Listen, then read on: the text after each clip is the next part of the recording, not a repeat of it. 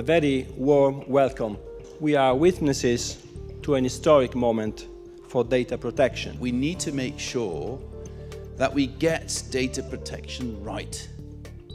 And I also believe that EDPS can help us get it right.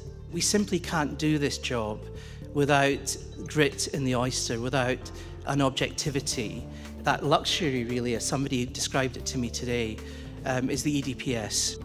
The new EDPS team intends to be more proactive in engagement with EU institutions, especially the Parliament, the Council, the Commission represented today, in identifying innovative but workable solutions. We intend to be more active than ever in cooperating with our partner data protection authorities at national level and through the Article 29 Working Party. It has been said several times that actually the most important word in the digital market is trust. And ensuring this trust is definitely the role of EDPS. We set out 3 strategic objectives and 10 priority actions. And our key aims at first, to find new ways for applying data protection principles to the latest technologies, be it the big data, the Internet of Things, cloud computing, artificial intelligence, drones, or robotics. I think the biggest challenge is what we don't know so far, and that's why we have to be very careful. Data protection now takes up so much of our time for a very simple reason. Not because we want it to, but because it is a huge challenge for European citizens. There is a very most important fundamental right of the European citizens, which is the right to privacy. The data protection authorities should be more effective in dealing with the big data, of controlling the way how the big data flows. Second, we need global partnership to address the big questions posed by these technologies and by the social and economic changes which accompany them. Big data will need equally big data protection. I think we do share a vision that the digital world offers great opportunity, but that we have to make sure that this is not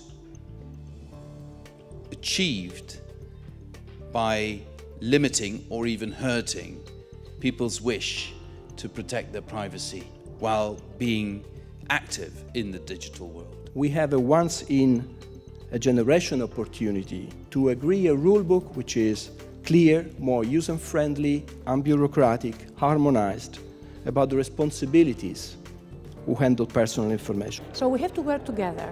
That is something that we would like to see from EDPS, and to see them to take a really proactive role in the next realization of the reform that we have put on the table. The way that we respond now to the rapid change and challenges, including threats to our security, will have the consequences not only for us, but also for the future generation. I think that the main challenge is to find a balance between freedom and security. We also understand at EDPS that Europe is facing an unprecedented and serious terrorist threat and has to take meaningful actions.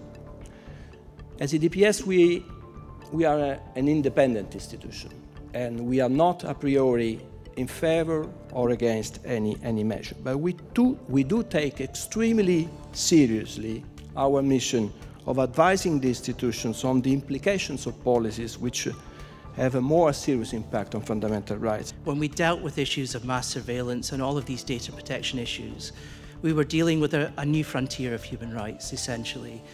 And it is very difficult for politicians to come up to speed on these issues. And here the EDPS is absolutely invaluable. For me, EDPS is a watchdog within the institutions with an independent voice that can tell us you're overreacting. This is political and not factual, and I really appreciate that. I'm very much looking forward to working closely together with you and your organisation to assuring success of this effort. And I have to tell you that if we get this right I believe there are huge opportunities in the digital era for European citizens and European businesses.